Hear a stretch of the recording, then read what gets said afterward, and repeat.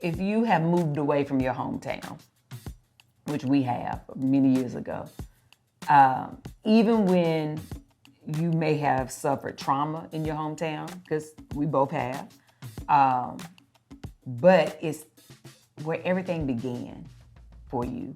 I always encourage people, still go back home sometimes and just see how it feels. Hello there, and welcome to Fridays with Tab and Chance. I am Tabitha Brown, and this is my husband. Chance, what's up? Bring the beat in. Wait a minute. I was trying to clear my throat on the beat. You can't clear your throat with the beat. Because clear your throat first. Go ahead, clear your throat. You good? Okay. All right, here we go. Fridays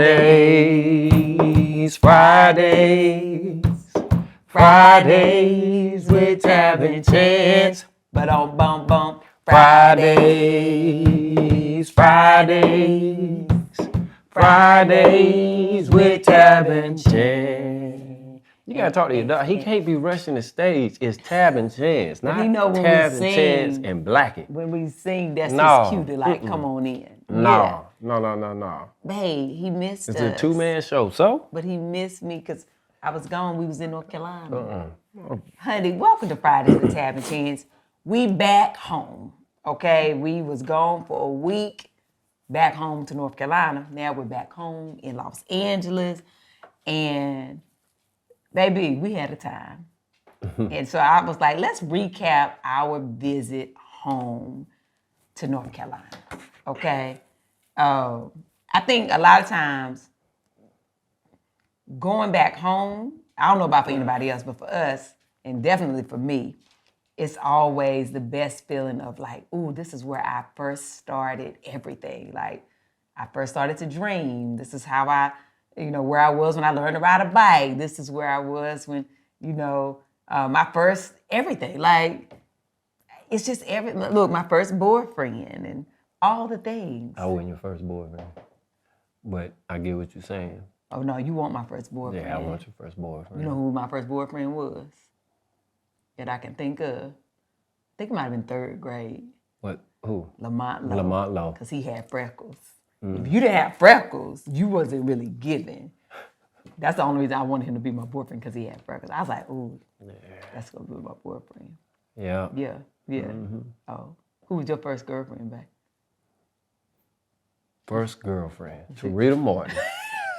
But that was what grade? Was that third grade too? Third or fourth grade. I thought I had we thought we had no girlfriend. business thinking I had no dad. Listen, but the reason, what was your reason? Why did you like Tarita in third grade? Because I remember distinctly, is that the right word?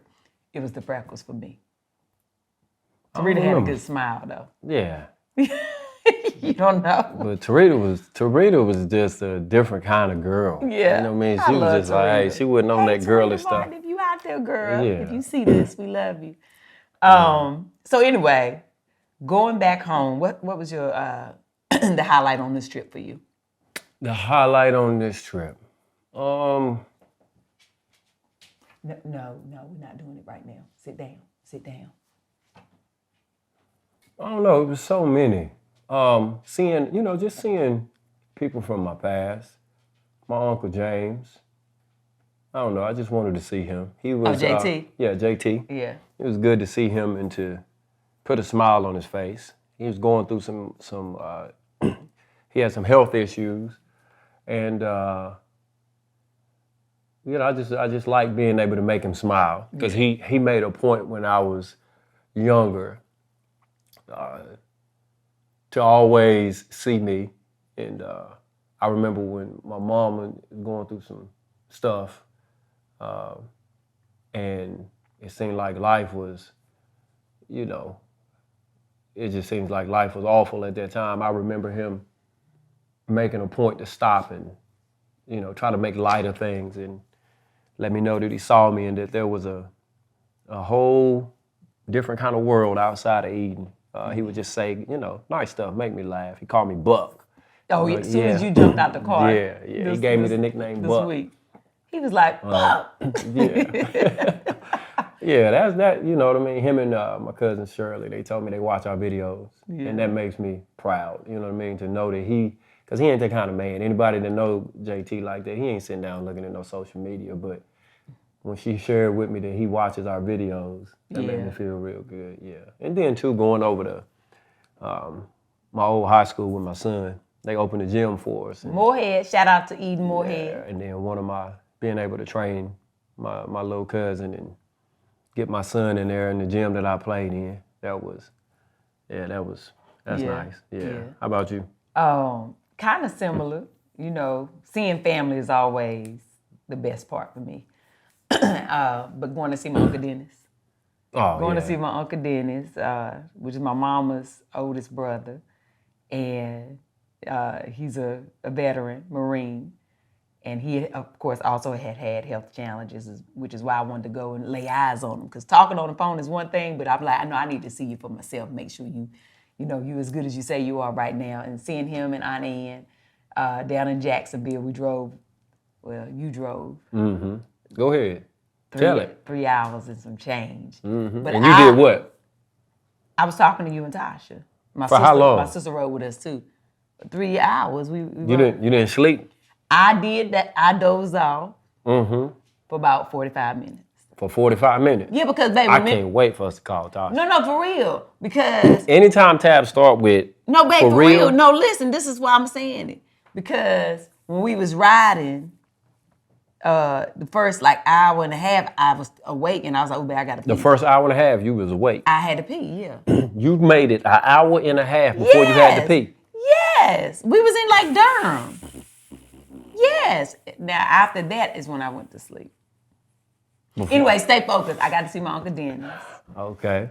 And just sitting down, talking to him, and just, like your Uncle JT called you Buck. My Uncle Dennis called me Booger. I don't. You know why he called you Booger? My whole life. I don't. He the only one that called me. You know why he called you Booger. You used to eat boogers when you was a kid. You're nasty. That is so disgusting. You know it. It could be true. I don't know. But it's like, since I was a baby, that's what he called me. Booger. So we surprised him. Actually got a little video of that. Yeah, that was good. Yeah, so when he walked in the house, I opened the screen door and he said, Booger, what you doing? Like the emotion, both of us, it was just an emotional moment. Anytime I see my uncles, and I have, one aunt from my mama's side and 2 uncles, when I see them, it makes me think of my mama. The genes are very strong. Honey, my Uncle Dennis and my Uncle Pokey, seeing him and my Aunt Carol, but they look so much like my mama and my sister. And it's just like that for a quick moment, you feel like my mama is in the room as well. But that was a good time. Then going over sister's house, you didn't get to see sister there. Yeah. But getting to see my aunt, we call her sister, but she my aunt. Diane is her name, but sister. Her, my Aunt Tootie, my Aunt Lisa, Muffin, DJ. Just, I didn't get to see D. I know you didn't get to see them this time, but just spending time with them and just sitting and laughing and talking like old times, it's the best, right? I get to see my daddy all the time now, thank God for that. So getting to see all of my extended family, cousins, and got to see Nasia and Caleb, and family is everything. We did a lot on this trip. We did a lot. We did a lot of family I stuff. shared this with somebody who was there that was telling me how they don't want to bother us, right? Because they see we got a lot going on. Yeah. And I told them, and this is, and what I'm getting at is, these are some of the most rewarding moments when I go home. The entire thing was great. It's always good, and I want everybody at home to hear this. Yeah. I told it to 2 people that it's good that the world, or people outside of our home community, they see us and they like us, they celebrate us. That's great. I'm very thankful. But there's no better feeling than people who actually know you, and family members who grew up with you, people who went to the same school as you, know your community, know your struggles, when they say to you that they are proud of you and that you've had an impact on their lives, or when they light up, when you come in, especially for me, you know what I mean? Like when I watch you, when I see it at home, as opposed to, all of the different places we are blessed to be able to go in the environments and the rooms that we get to go in. Ain't no better feeling than when your own community, when Eden, Reedsville, Madison, the places that surround us, the communities there, and when the elders are telling you that they watching and that they are supportive and that we're doing good. Or the young kids. The young kids, when the little girl, when we went to Sky Zone and she came up to you. Yes. Hey, and the little boy came up to you. That is the best feeling in the world. Those are your people. It's just like what I said about us with the NAACP. Man, when your own people tell you, it just hit different. Yeah. It hits different. So we welcome it. I know I do. I don't ever want my family and friends. A person that's really, really close to me was saying, man, I'm just being respectful because I know you're getting pulled and tugged on. And I said, man, listen. But a lot of times we're getting pulled and tugged on from people we don't really know. We don't really know. But right? to be pulled and tugged. And loved.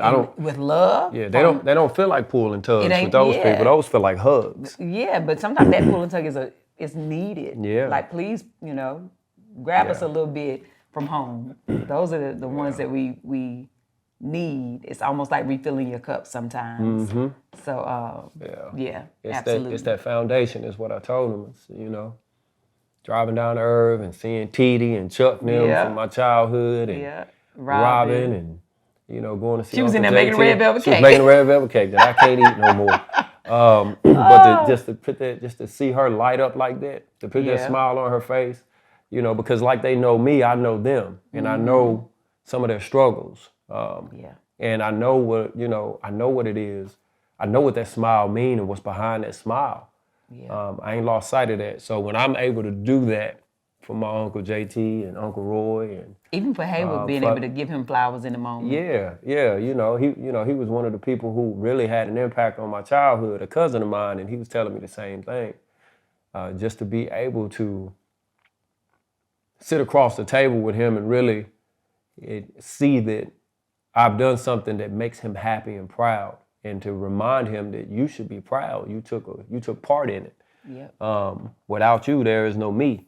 Those are the most rewarding moments. I've met while I was there. I was golfing and met a lot of great people. I golfed with some people doing stuff that I never thought I would do. Very, very appreciative of those people. Gonna maintain those relationships. But those ones that are still there and they still living in Eden, and those are valued. Youth. Yeah, just as much. Yeah. Drove Quest past the wreck. Yep. Wish I could have, if it wouldn't have been the holidays, I probably would have been able to get in there and see some of the people and let him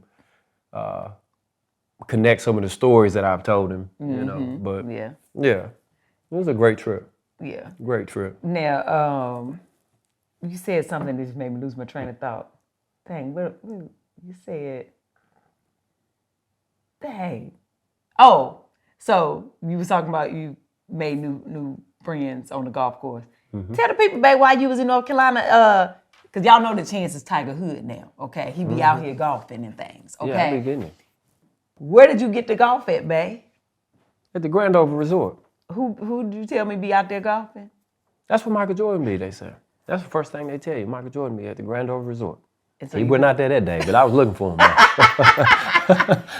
Listen, Chance, which is so crazy to me because Chance is the furthest thing with the way we grew up. Golf was not his thing. There was nobody in my family. Well, my uncles were golf. They started golfing like in the 90s, but it wasn't like a thing like, oh, your family goes to the golf range or to the country club. Like, that ain't how we grew up. Mm-hmm. And now to be able to go home to North Carolina, first of all, he is bringing these golf clubs on the plane.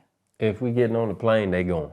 I was like, but you take, I'm taking my golf club. Yep. So he was out there. But then, although you made new friends on the golf course.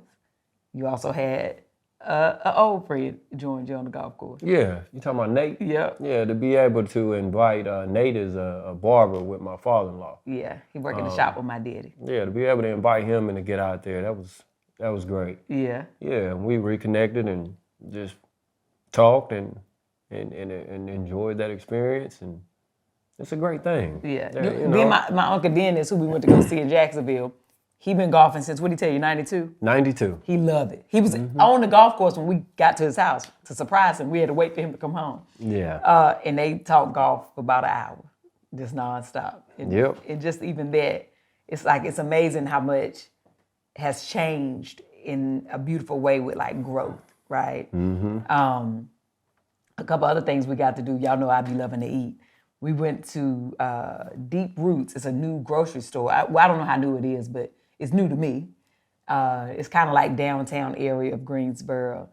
And they have a whole little vegan section, like a little deli, vegan deli, smoothies, a little hot bar.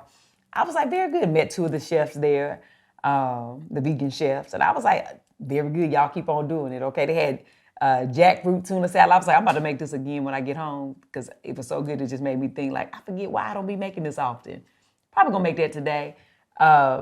But we did that. And then downtown as well, on our last day before we left, we went to the Civil Rights Museum. It was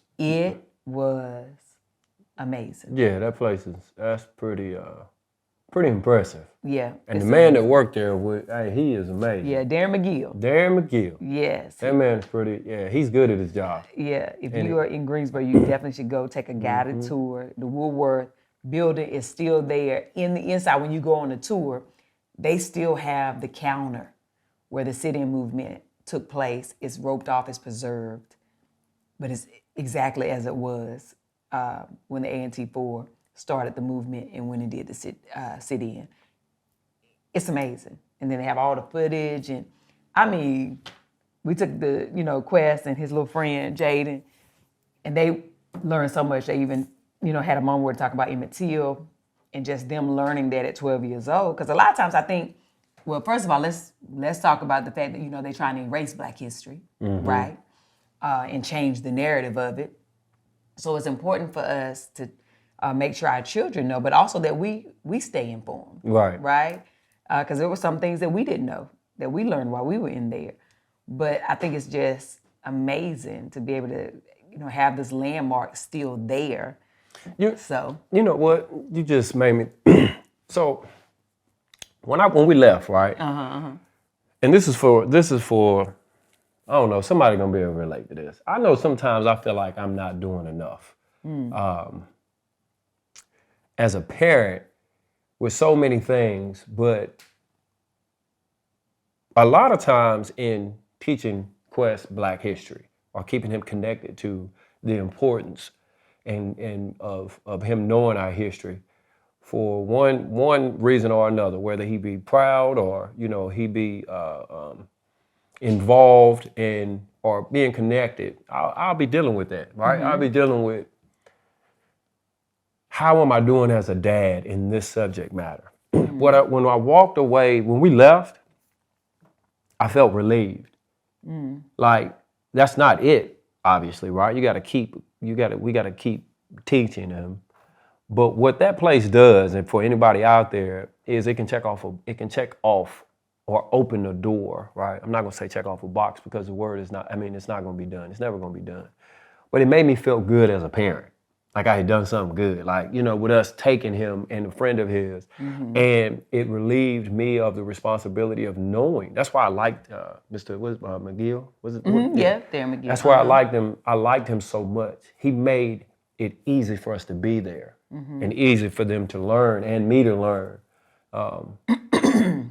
So I'll say for those parents that are in that area, or for those that are traveling to Greensboro, they make it real easy for you. And you're gonna feel good as a parent for taking your kids. But you also feel good as a Black or brown person. Yeah. They make sure to acknowledge all of us. And women. You know what I mean? They do a great job with not just it's inspiring. All the things. It's a lot of positive, right? There is a lot. It's a lot. gut wrenching, right? But it ain't. I didn't feel like it was too much. No, it's not too much. But I mean, it depends on how you are. Like, people be empaths and they feel. Yeah. And I feel, and so because it's true. Right. And so this history that also wasn't that long ago. And those are the moments that kind of like are gut wrenching. It's like, wow. But it's also, it leaves you wanting to love more, which is what I love that he kind of put emphasis on. Like, make sure that we try to put more love in the world. Yeah, he ended with that. Yeah, absolutely. Yeah, he sang a song. Yeah. That man he was like, what the world needs now is love. Sweet love. I was like, come on, Darren, you better do it. Yeah, he's outstanding. But anyway, that was one of our, that was a highlight. It was. Definitely of the trip.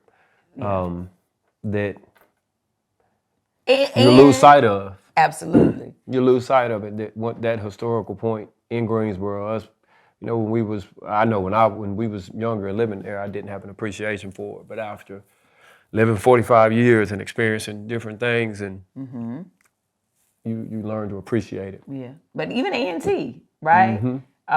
Quest recently had college day at his school where they could wear a college, sweatshirt, a T-shirt, and so we gave him an HBCU. It was just like the HBCU sweatshirt to wear. It just had like HBCUs. What was it? HBCUs do it better or something like that. Yeah. But we had a whole conversation with him prior to him wearing it to explain to him what HBCUs were, why they exist, how they still exist and how important they are and were. And to just know that he understood what HBCU stood for. Because what's so crazy is we born and raised in North Carolina, so we know all about HBCUs. But when we first moved here, we would meet so many adults who didn't know, who had no idea what an HBCU was. Like, even still now, you can meet somebody who's born and raised in Los Angeles. They have no idea what an HBCU is unless somebody in their family went to one. No idea. And it was like mind-blowing to us. But to know that my son also has been born here, right? He's our only child that we have had in California. But now he is educated in that way of knowing like, oh, I know what HBCU is. I know why they were created.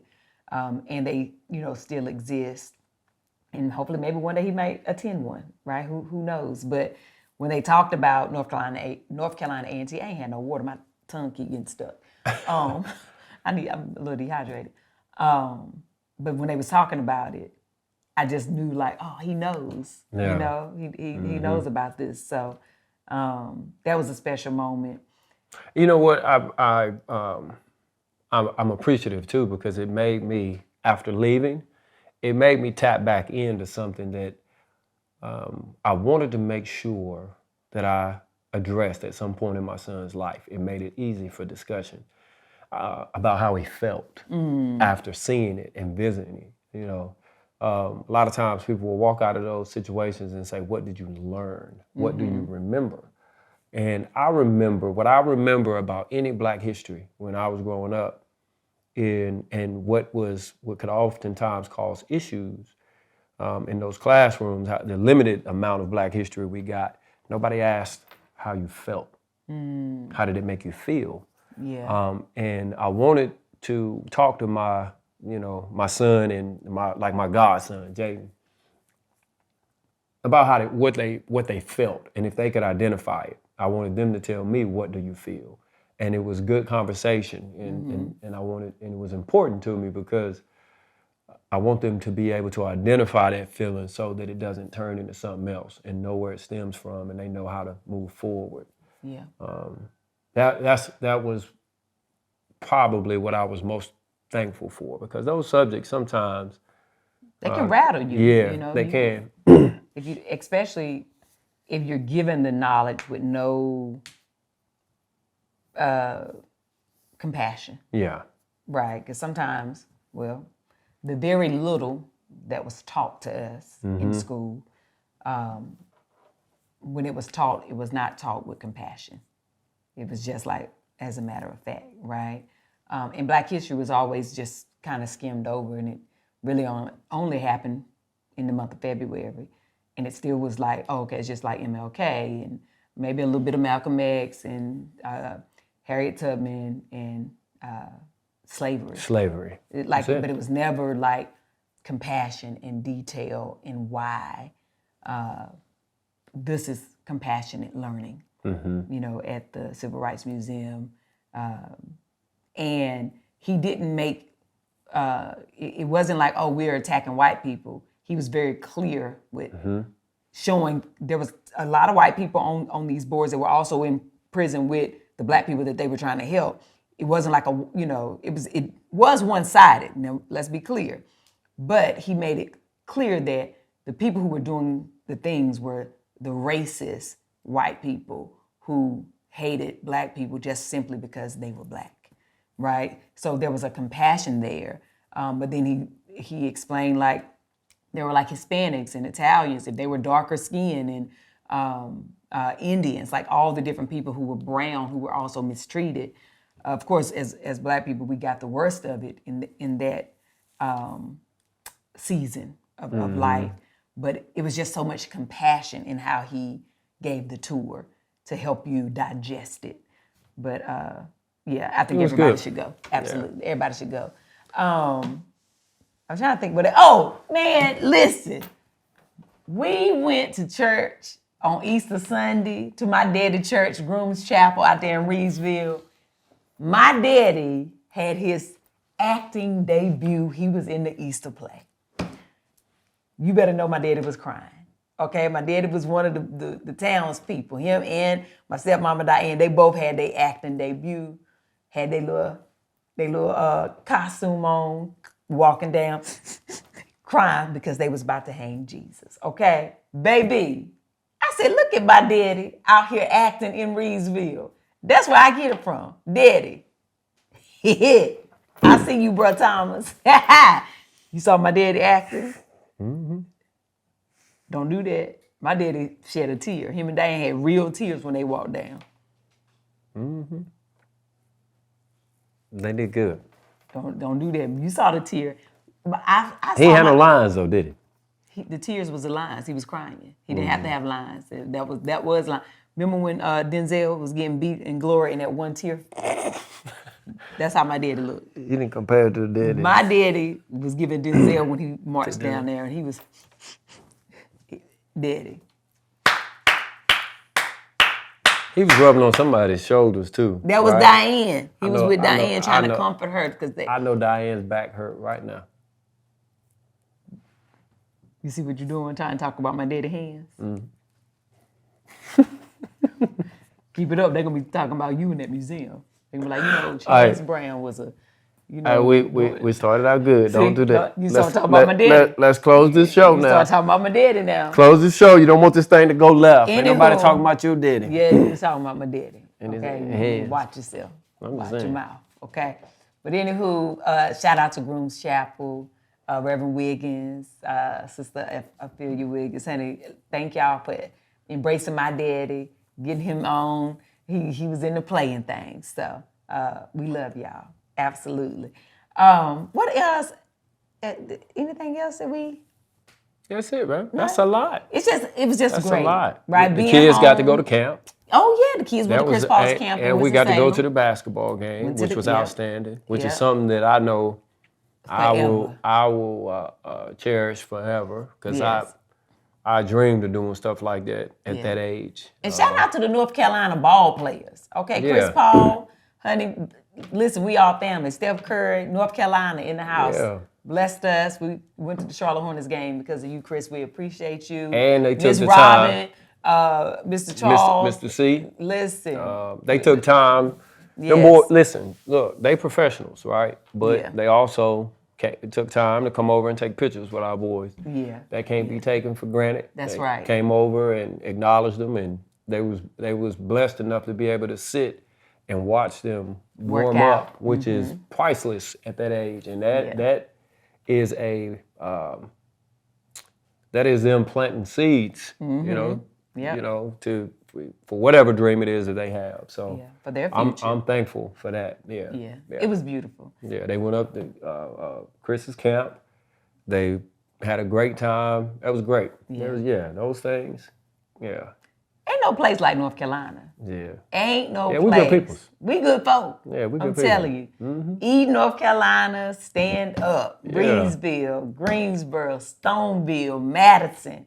We Rockingham County, but we did live in Greensboro for 5 years. So we love Guilford County. We love love Guilford County, Forsyth. too. We Yeah. love them, you know, Winston. All yeah, that. but the Rockingham County though, that Eden, Yeah. we bleed Eden. Yeah, That's us. let's go. But I think, to wrap this up, if you have moved away from your hometown, which we have many years ago, even when you may have suffered trauma in your hometown, because we both have, but it's where everything began for you. I always encourage people, still go back home sometimes and just see how it feels. Sometimes it may be too much for you, and you can acknowledge that and make a decision not to go back. But if you can still go back, sometime, for us, we always go home because that's where all our family is. But if you can go back, just go back home sometime and feel the breeze, smell the air, the fresh cut grass. Honey, maybe skip you a rock in the pond, sit on the porch, okay? Listen to the elders tell stories, whatever the case may be for you and your family. But home is always where the heart is. And for us, Eden, North Carolina will forever, ever be home. And it's always good to go back and get recharged. My cup is always got a nice little amount in it, but right now I feel like it's overflowing. I'm excited to just do more and keep making the people in Eden proud. And I'm proud of y'all. We are. We love y'all. We're grateful. And until the next time, honey. Got anything else, babe? That's it. That's it. We love y'all. Go about y'all business. Honey, have the most amazing day. But even if you can't have a good one, don't you dare go messing up nobody else's. See y'all next time. Bye, y'all. Thank you for watching this episode, honey. And if you liked it, go ahead and click right here for more of those episodes. And if you haven't already subscribed, please remember to do so. Very good.